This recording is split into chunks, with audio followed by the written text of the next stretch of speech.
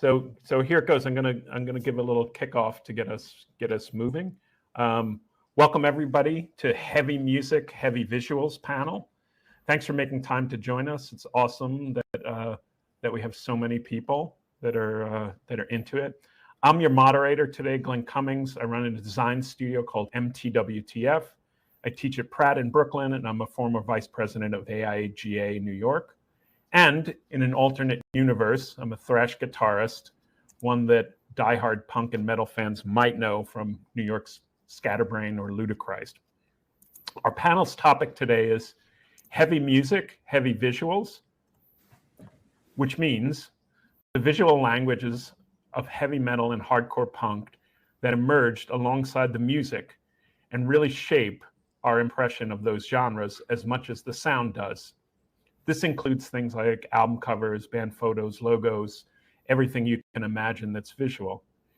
If you think of, for example, Metallica, and I actually want you guys to do it, take 5 seconds and think of Metallica.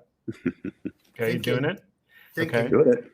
Now, I bet a good portion of what you're imagining is visual, meaning it's probably a picture of some headbanging guys with pointy guitars or a pointy logo with lightning hitting it, as well as kind of the sound, right? And those visuals are what we're kind of talking about. Okay, so 50 years into it, why is heavy metal music or heavy music more popular than ever? Is it the high piss off your parents factor, or its ability to be shocking, gross, and sometimes even funny at the same time? Or is it because heavy music can be reimagined over and over by different generations and for different purposes without losing any of its passion and power? Okay, so that's it for the lecture. Our schedule today is we're going to do 5 minutes of introductions. We're going to do 25 minutes talking through a timeline of heavy metal and hardcore punk album graphics that we collaboratively compiled. And then we're going to leave about 10 minutes for Q&As at the end. So a note about our esteemed panelists. I've had the pleasure of knowing both Howie and Dave since 1985. Oof. 87. 87? Okay, Dave, 87. I didn't mean to push it, Dave. I think I'm actually 85. Yeah, I think Howie's 85. Howie as a kind of metal slash thrash slash punk super fan and A&R guy at multiple record companies. And Dave as art director of Relativity, Combat, and Effect, and currently SONY.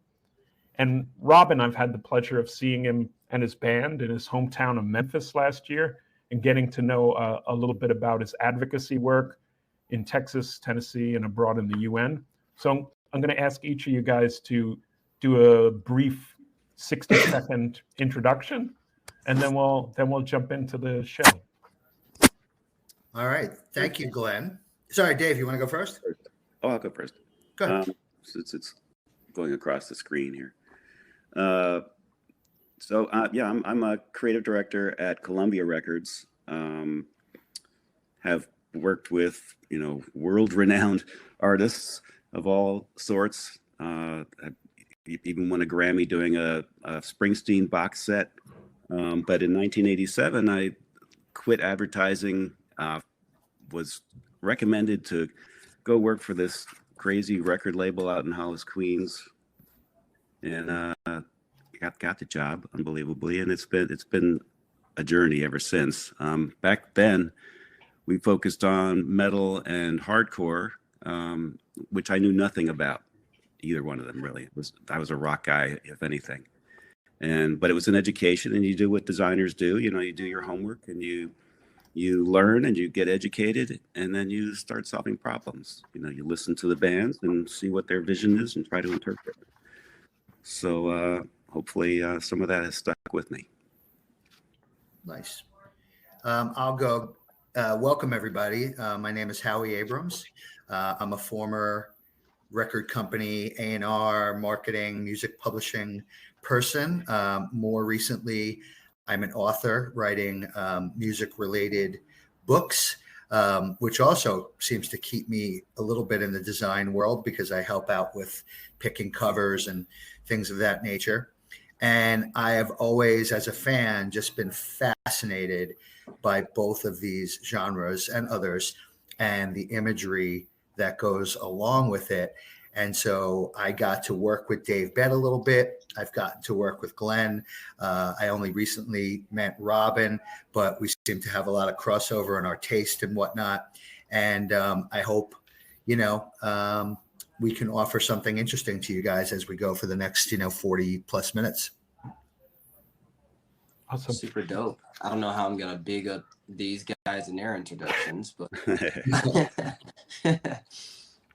my name is Robin X. I am an entertainer, anti-bullying, and albinism awareness advocate. And as of recently, I am an author of a children's book titled The Colors of Only. I've been doing music since I was about 12 years old. I do a mixture of rock, rap, trap, metal, whatever you want to name it, new metal, whatever you want to call it. I just make music for people. I use my pain to heal pain. What's from the heart reaches the heart. And I hope I do that today. Awesome. Nice. Now I got to show the slide with our. I'm already messing it up. Our names. Are you editing at the last minute? I'm just gonna cut some of this stuff out of here. Dude, I was gonna say something and I was so afraid. I was like, dude, I'm just gonna let it ride. So why don't we jump into the first? Cover? Actually, Howie, do you want to? Yeah. Do you want to just jump in and also frame it a little bit? Yeah, so this is the cover of the first Black Sabbath album, also known as probably the very first heavy metal album cover. And at the end of the day, it's a photograph of a creepy woman in front of a barn. And, and if you think about it, someone had to come up with this visual to match this, unprecedented music that was sort of brand new, super heavy, a little light on the melody, and very, very dark. So for heavy metal, this is really where it begins. And the mythology goes that this woman, no one knows who she is, and she's never been seen since. No, well, yes, but she's done an interview since. Of course. Well, you just ruined the mythology. I'm sorry. Right. What's her name? Louisa Livingstone. Yeah, something. Right. And she said it was very cold. It was like 5 a.m. And the photographer was a guy named Keith McMillan. Yes. And the part that I kind of really dig is that there's some note in the stuff that he shot with infrared film. So you notice there's this weird mixture of sort of it's regular photography and then kind of red pinkish color. Mike in the chat says, isn't she Aussie? Of course it is. It's a good question. That really blows the mythology out of the water. Yeah, that blows it out of the water. All right, so here's what's considered the first punk album cover with the Ramones from 1976. And this is very, very basic, obviously. The photo taken by Roberta Bailey, a legendary New York photographer. And it's just like 4 schlubby guys from Queens wearing jeans and motorcycle jackets. And to them, this is what represented, the very earliest days of punk. Yeah. So, and what's the Dave? Any insight? Is this like behind CBGB's or? I think it is, right? Don't know. I think it's the alley behind CBGB's. What I always thought was interesting is, like, in my mind, I kind of always thought that the Ramones were all wearing MC leather jackets, but they actually all wearing different kinds of leather jackets, which is much more period correct. Like that, that it's just sort of like whatever you could put together. First punk crop top on Tommy. Yeah. Well, aside from the hair, this could really be a fashion at any time since then. Right. There's nothing that dates it, really. True. So this is the first Sex Pistols single a year later after the Ramones. Long story short, Ramones went to England for the first time in 76. The audience was largely made up of who would become the Sex Pistols, the Clash, the Pretenders, lots of other people. And, you know, there was an economic situation going on in England, and the Sex Pistols really jumped into that and sort of blasting the government very loudly. Came up with for the God Save the Queen single, which was their first single, the first proper Sex Pistols release. And also just very, very different than what the Ramones had done. Right. Right. And designers who Jamie Reed. Right. And that's the first single, because it's still a world where 7-inch singles come before albums. Yeah, especially over there. Right. And that's that, you know, and just here again, it's like the DIY sensibility where, you know, you mismatch typefaces, things cut and pasted, Xeroxed. And then following that, you got the kind of album release, right? Yeah, that's the first album. Which is also Jamie Reed. This cover, I remember buying this album probably, like, I didn't get it in 77, but I got it when it was available in Pergament's hardware store in Long Island. Oh, Dave. Dave's got this copy. This kind of really is like held its value for me, because for me it's Jamie Reed, like, using this ransom note thing, but he's also playing on the language of products, you know, like big Dayglow garish signs in like stores to sell you stuff, and kind of crazy mismatched, almost like letterpress type on the top. So it's like, it was just startling how different this was from everything else, I guess, at the time. Yeah, Grace Hulson wrote in the comments about Slash magazine, which was a zine that really was one of the first to talk about especially punk, and that had a look to it too. And it's funny because there's so much overlap between the fanzine, you know, sort of graphics and a lot of the album covers. Right. And this was one of those, I mean, the band itself and their music hated it when it came out. Right. And this cover was like, what a joke. This is like a piece of shit. And of course, now I love both the music and the cover. Right. Well, that's kind of one of the roles, right? Like, the snideness of the graphics kind of was a real stretch versus the other things that were going on. Then, Dave, you put this collection in there, I think. Yeah, you can just keep moving.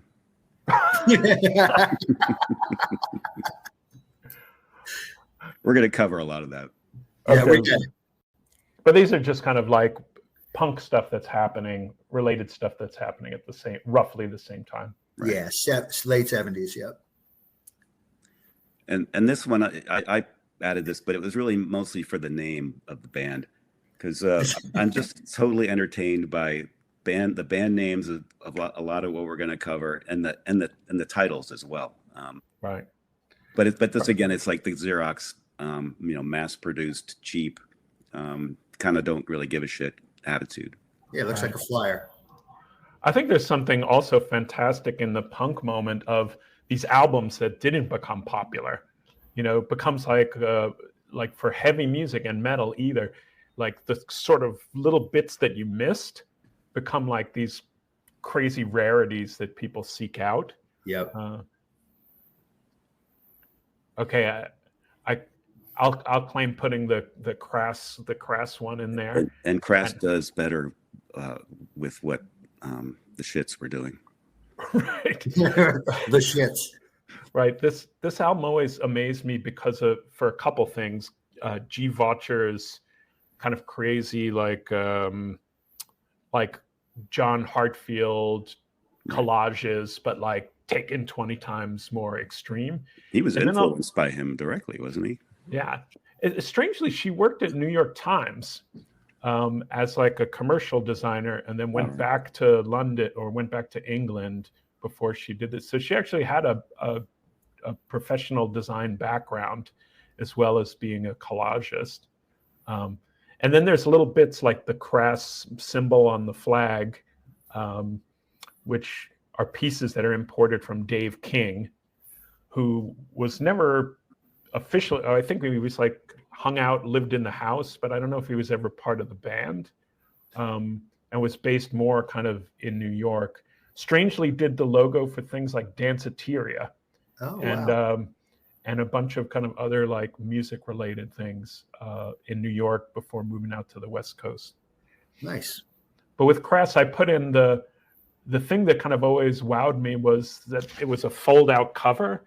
So you would get all this amazing different artwork, and usually a poster that was so aggressive I would be scared to put it up in my bedroom. What is that behind the vinyl there? It's a kind of soldier's hand on barbed wire. It's got a really gruesome like body on there. Yeah. And so, but it's like your country needs you, and it's like this really gruesome thing. Glenn, you didn't start out by warning everybody that there might be imagery that they're going to have problem with.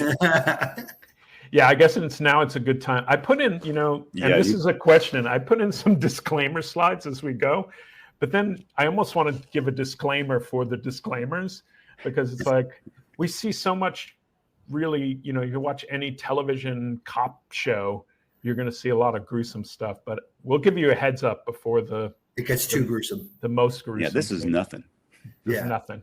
This is definitely not gruesome. 1979, the first Germs album. And, this is really the beginning of LA punk turning hardcore. And this is the most basic, like fundamental image for an album cover. But the complicated covers don't get tattooed nearly as much as something like this. This particular image has probably been tattooed on fans and whatnot thousands of times. Just a classic image that you'll always recognize and know what that is. And what's the germ burn? Isn't that like you get a cigarette burn from somebody in the band or somebody who's a fan of the band? Yeah, there was something to that effect. And it's like you could come up with weird shit like that because there were so few people that would go to these shows at the time, really. Right. You're talking about maybe 100 people. So you could go up to band members and get a germ burn or, whatever. But I thankfully grew up in New York and never got a germ burn. This album cover really stands out as being like modernist or geometric or something like versus all the other stuff. It's like it's such an anomaly. There is nothing else we're going to cover that looks remotely like this. Nothing. Right. Well, that's a good segue. Or this. Is that a Dave? That's a Dave entry. Yeah. And this is before this whole started, we used the word overkill, and that's the title of this album. But this is Joe Patagno. Patagno, am I pronouncing that correctly? Patagno. Hard to say. He's he created this mascot, the War Pig, also known as Snaggletooth, the Iron Boar, the Bastard, or the Little Bastard. And it was used on all but 2 of the band's 22 studio album covers. So he worked with Lemmy on it. Lemmy, he added some of the elements, the chains, the saliva, things like that. Yeah, if you want to go back to the original War Pig image, it's on their first album. Right. It's such an amazing graphic in that it's like, like they have this kind of motif and then it gets reinvented all the time. It's like, okay, another day. This one is a great one. Super great. Yeah, the cliches are going to come up too in our discussion here. But this was done actually by Raslav Szabo. He's actually one of my predecessors at CBS Records as an art director. Guy who did over 2,000 album covers. Really. But that's his hand holding the razor blade too. And it's they screened the type onto this piece of aluminum and then cut it into the shape. So it's actually quite blunt, but his fingers holding the edge of this, what's supposed to be a sharp razor, is part of the danger aspect of this. It's so amazing. Like it's like a razor for a giant to catch a shave with. Yeah, it's a little over the side. There was I think a 30th anniversary edition of this, where it's just the razor blade and blood dripping from it. Oh, eerie. So Okay. another in a long line of incredible, iconic British metal covers. This to me was the biggest game changer for metal from what was going on in the late 70s, taking it into the future. And I mean future for decades, where this just changed everything with the imagery of this music. It became synonymous with the genre itself, not just the band, but the logo, the Eddie character, which appeared similarly to the War Pig on, I think, every Iron Maiden album cover except maybe one. And it is just recognizable. You don't have to have Iron Maiden on it. You didn't have to have Killers on it. You see that face, you know it's Iron Maiden. And you know, as Keith says here in the chat, the best metal mascot ever, and they still have him like dancing around doing weird shit at their shows to this day. And this is the sorry, Dave, go ahead. That's okay. That's just another one of Derek Riggs' pieces of art from Can I Play with Madness? Yeah, this is a good few years later. Yeah, just just so gross. Yeah. And so now you're into, it was gross, 1981, where, you know, again, it was a different time now for metal, where like the progressive musicianship kind of metal was getting very stale for people, and they wanted something simpler. So enter Venom, super satanic, very simple, straight out of the like satanic Bible imagery. And Venom, their second album that came right after this, was the biggest import album in the world as an independent album just a year later, 1982. And they actually became quite a big band for a while, but they're just a big sloppy disaster, to be honest, but they're awesome. And Howie, you were working at Relativity when this import was happening, or that was after? No, I was still just a fan, you know, and I was buying these records because this was a little bit before the time there, but they carried this, you know, but this was something where, you know, if you read the sort of real fan magazines that were coming out of the UK, you couldn't ignore Venom because you know, the magazines hated them, but fans loved them. There's a famous image of EMI Records sent them a rejection letter from a demo or something like that. And in that old, bizarre, you know, like computer thing where each part of the giant letter is a letter, you know, it says "fuck off." That's their rejection letter. And I saw it again recently. It's amazing. That's great. So classic rock and roll. Yep. So right around the same time, you have the British band Discharge, who are probably the blueprint for what became thrash metal. And they were, you know, taking a bit of a different approach, simplistic as well, but also very political, very anti-war, very left leaning. And they became one of the most influential bands for both punk and metal from this point on. You know, ask Metallica why they started playing faster, and they're going to tell you this band. This also reminds me of a Life magazine cover with Y in the big letters in the left corner, upper left corner. Yep. Dead Kennedys. That was actually that crucifix was an existing piece of art by Winston Smith, and they thought that just represented what this album was about. This was the first release after Reagan was elected president. It's a golden Jesus on a crucifix of dollar bills. So the hypocrisy of religion and the religion of money. The back cover, which we're not showing, is actually my favorite part of this album. It's also a collage by Winston Smith of a couple of older ladies dressed very prim and proper, riding in a car past a smiling, riding in a car past a Klan rally. It's just funny in a dark, dark way. Yeah. Right. Okay. Game changer, right? Another game changer. This is one of the big punk game changers, both as a band and with the imagery. This is what it looks like when four dissatisfied young black people coming from DC get to do their first album cover.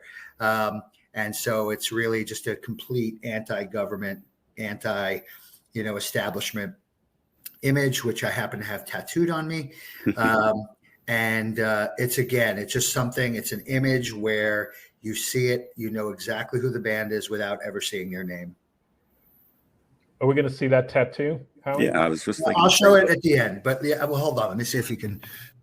Yeah. It's not on your ass, is it? Can you see it? Oh, yeah. Very nice. There it is. Well done. Nice. Yeah, amazing. And Dave and I were fortunate enough to work on putting that album out on CD for the first time. The packaging, yeah, that was exciting. With a label that I worked with, and Dave did the packaging on that. And I always felt like we kind of did that semi illegally. It felt that way, but I think we actually had Roar's permission. Yeah. Right. And Howie, you've done a book together with HR, right? Yep. I worked on HR, the singer's autobiography. Yeah. And character. And then some. Nice. Oh, and then Dave you had put some flyers. I think. Yeah, this was the transitional image to flyers. You can just show the flyers next. Yeah.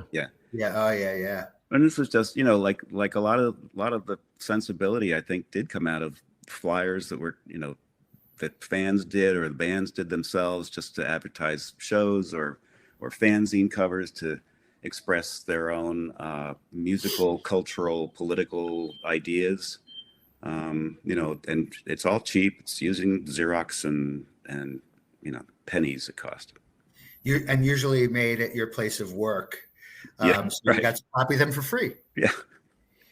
Right. And these things that are kind of normally thought of, like especially up until the 70s or 80s, like logos was a word you used to kind of, or brands was a word you used for corporations. Right. But like some of these bands' graphics became so popular, they kind of worked in that way where they were super recognizable.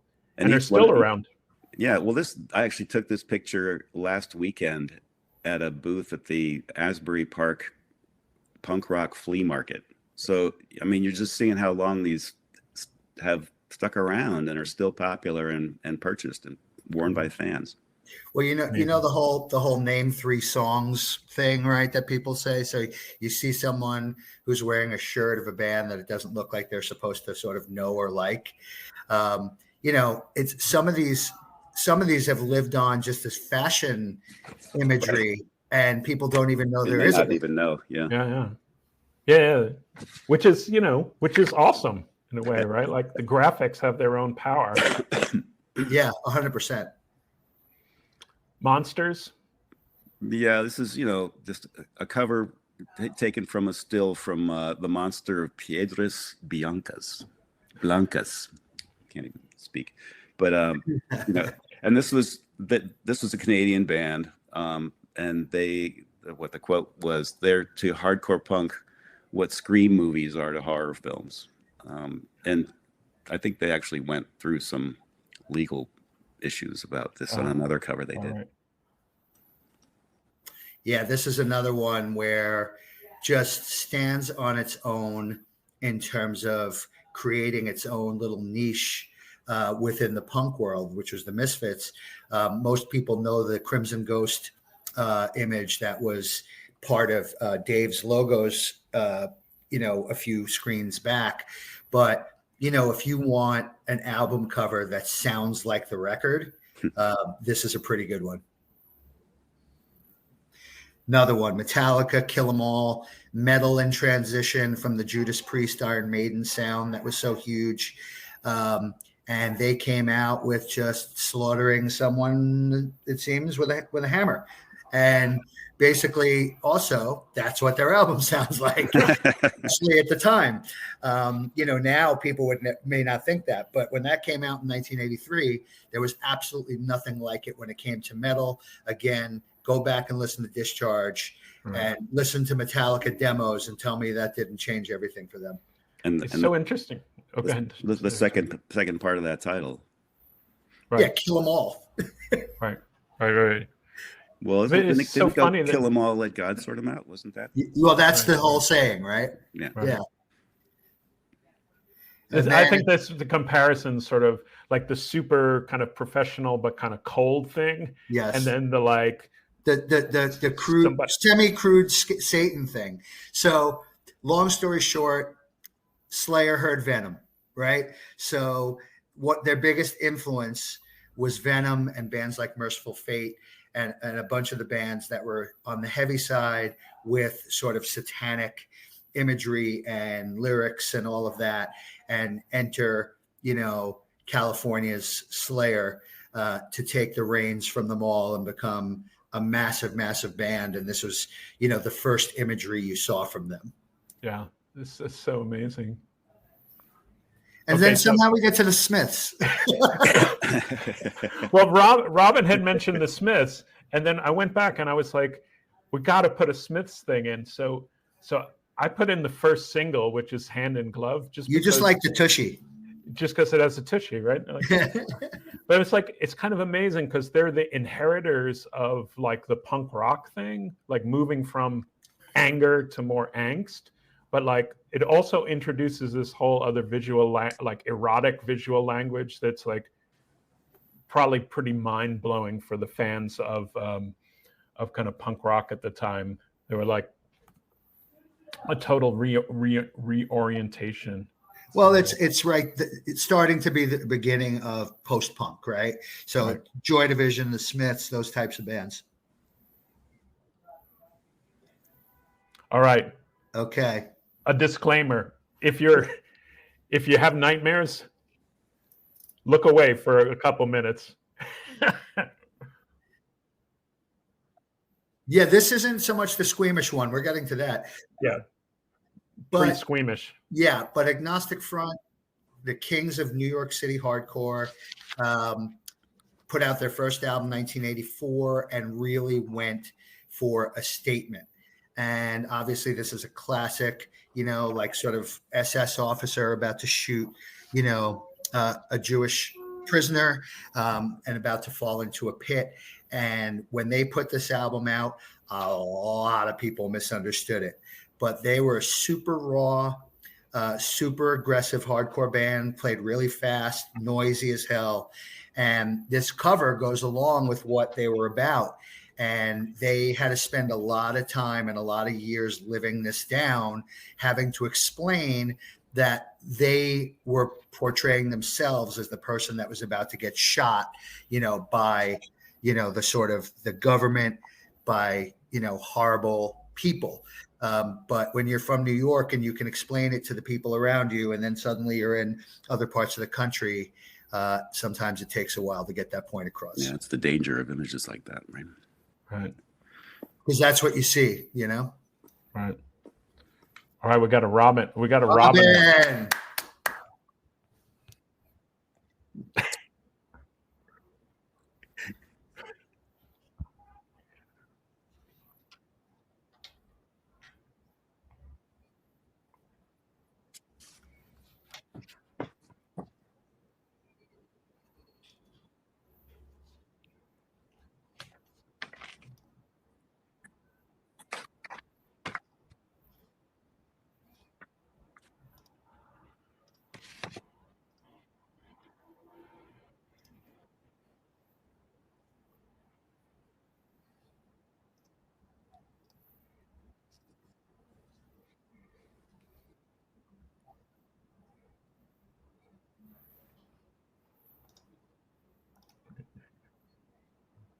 Right.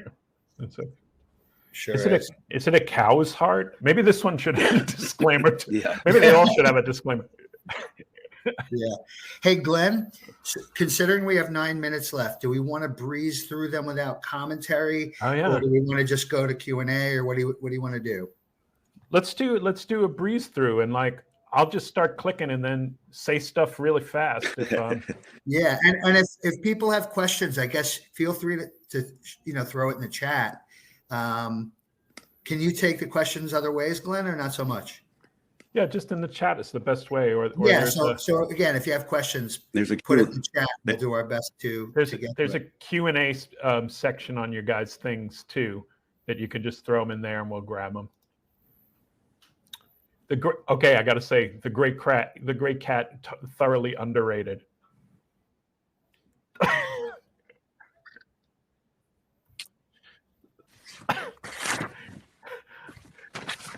Oh, Ed Repka. Ed Repka. Oh, we lost Robin. Ed Repka. It's like in 2 words. Oh, he's back. Yeah. Okay. Sorry, I just want to make sure we didn't miss. There's so much to talk about on this. Bathory. Oh my God. Since you're all being shy, anybody in the chat? Oh, single best album design per speaker. Dave, you want to start with that? Oh God, I'm terrible with those kind of questions. Somebody else start. Glenn, you got one? Single best album cover? Yeah. Of all time, or just the ones we're talking about? I think of all time.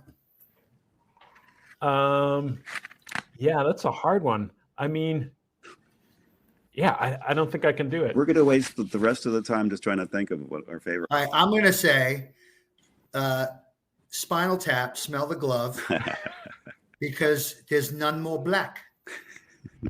Back in Black.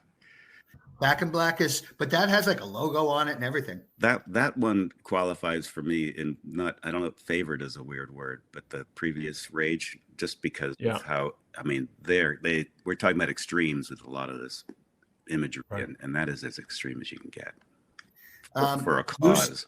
Lucy's asking about like current or new metal bands where we like the visuals. Well, I added it at the end. What did I add?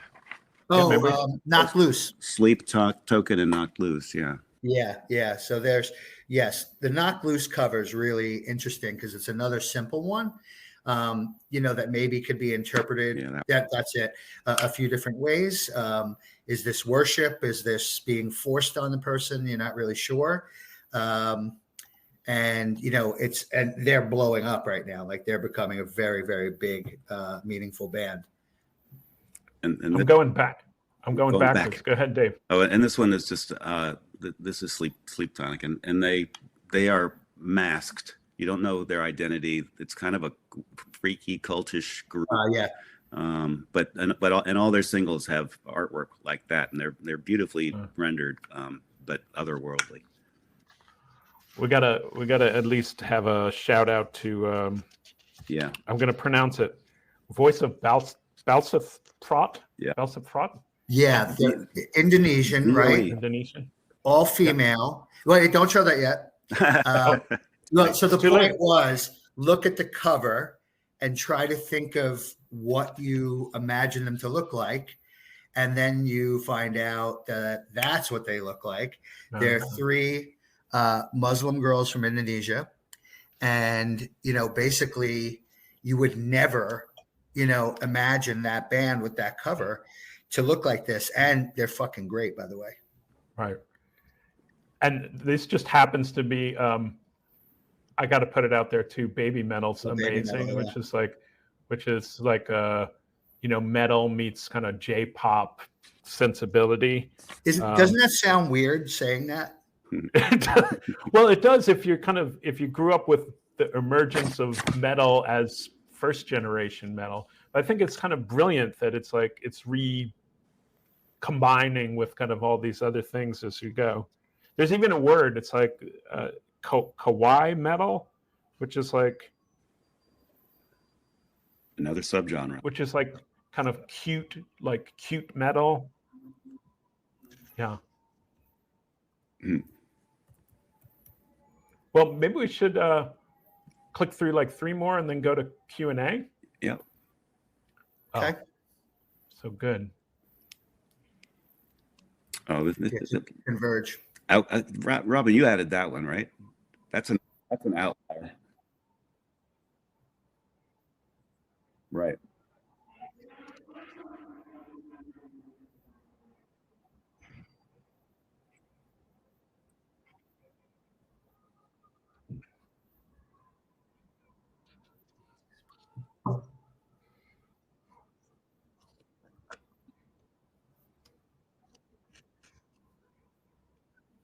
Yeah.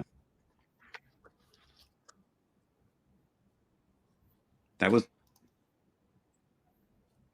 was one of my projects too. I worked with Oh yeah, Bone a lot. Yeah.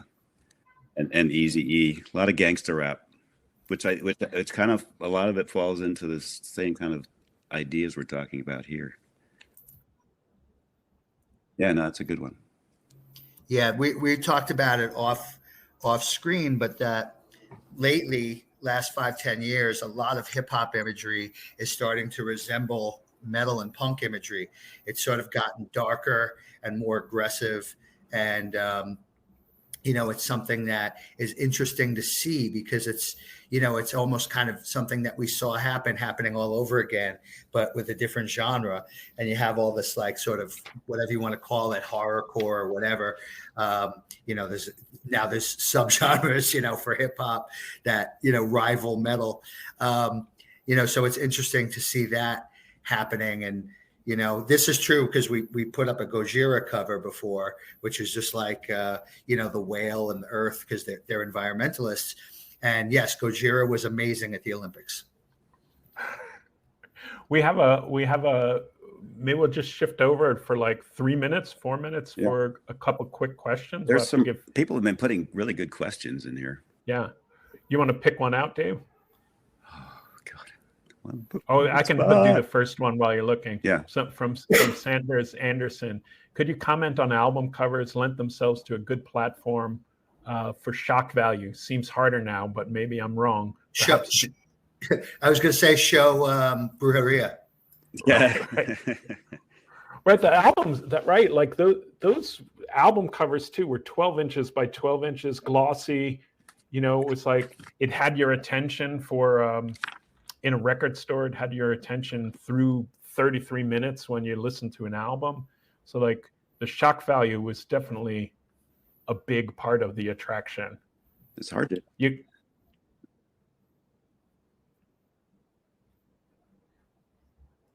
yeah.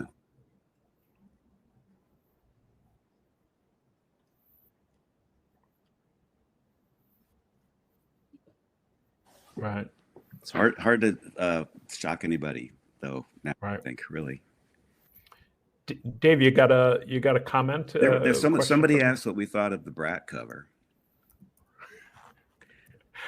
I thought it was amazing. Actually, it's funny because the Brat cover is sort of anti-design, right? But the rest of the package is really beautifully done. It's nice typography. But you can kind of compare that to the Sex Pistols cover in that it's right. It's not something that you look at and go, oh, what a great design, but no. but it really works. You'll remember it. Yeah, exactly. I think we have 40 seconds left, Glenn. Okay, so maybe a quick pitch from you guys. Anything you want people to know about? I mean, you could find me on socials by my name, Howie Abrams. So if you're so inclined, feel free. Yep. Yeah, Taylor Swift all the way. Yeah, baby. Robin, you'd second that, or perhaps you have something as well?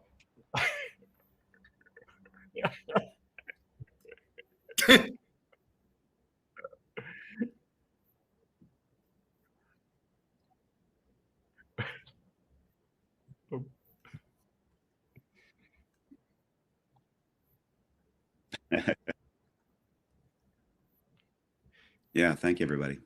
Yeah, thank you for hanging with us. Nice hanging out with you guys. You too. Find these guys online and and hit us up or say hello at some point. It's great to be here with with everybody, and have a great weekend. Enjoy the rest of the conference, and there you go. Peace.